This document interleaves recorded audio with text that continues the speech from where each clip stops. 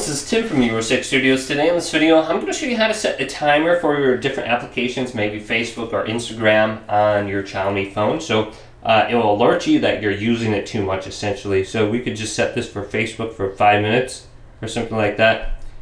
And when I'm using it for 5 minutes, it's going to let me know that I've been on it way too long. And you can see your usage right here. You can delete the timer at any point in time. Also, you can manage notifications right here. If you want to show the notifications or not, I think I have them all disabled. And what I want to do this is back out. And this is going to be under app timers. And this is going to be under digital well-being and parental controls. So let's go to the top right, go to settings. Scroll on down. And we are looking for digital well-being, parental controls. Going down, here's app timer. And then choose your application, and then you can just set it like I showed you before. So we got Facebook for 5 minutes, so we can go to Facebook real quick, wherever it is.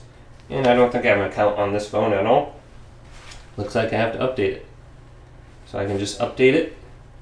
And then after 5 minutes, I'll know I've been using it too long. But hopefully this video did indeed help you guys out. Did leave it a big thumbs up.